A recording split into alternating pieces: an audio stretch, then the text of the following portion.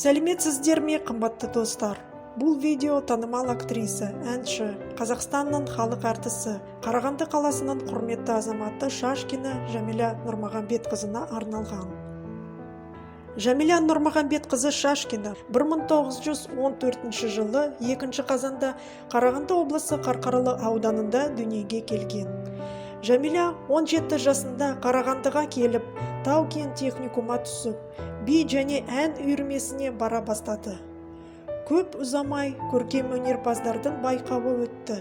Онда Жәмила өз өнерін көрсетіп, бірден ұйымдастырушылардың назарын аударды. Ол Мәскеуге бүкіл одақтық көркем өнерпаздар олимпиадасына жіберілді. 1935-36 жылдары ГИТИС-тің қазақ студиясында оқыды. Оның театр сахнасындағы қызметі 1932 жылы басталды. Ол жұмысшы жастар театрының ұйымдастырушысы болды. Сәкен Сейфуллин атындағы Қарағанды облыстық драма театрының құрылуының бастауында тұрды. 1936 жылы Шашкина Мәскеудегі қазақ өнерінің бірінші 10 күндігіне қатысты. Содан кейін ол 2 жыл бойы Абай атындағы қазақ опера және балет театрының солисті болды.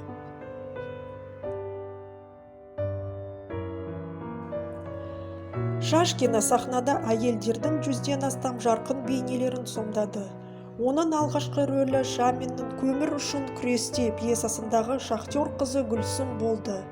Содан кейін Шашкина Брусиловский мен Мүсіреповтың аттас музыкалық драмасында қыз жібектің рөлін ойнады.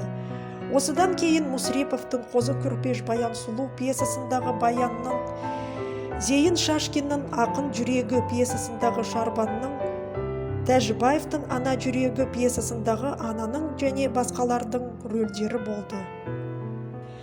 Шашкинаға қазақ өнерін дамытуы үшін 1944 жылы Қазақ КСР-нің еңбек сіңірген әртісі, ал 1962 жылы жоғары дәреже халық әртісі атағы берілді. 1985 жылы 7 наурызда Қарағандыда театр өнерін дамыту, қоғамдық өмірге белсенді қатысқаны үшін Қарағанды қаласының құрметті азаматы атағы берілді.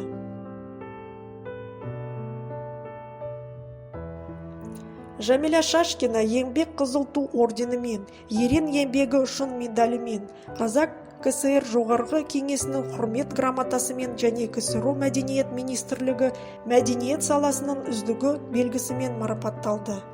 2008 жылы Қазақстан Республикасының тәуелсіздік күніне орай құрмет орденімен марапатталды. Шашкина Жәмила Нұрмағамбетқызы 2009 жылы 30 сәуірде қайтыс болды. 2015 жылы Бейбітшілік бульварында 7-ші үйге мемориалды тақта орнатылды.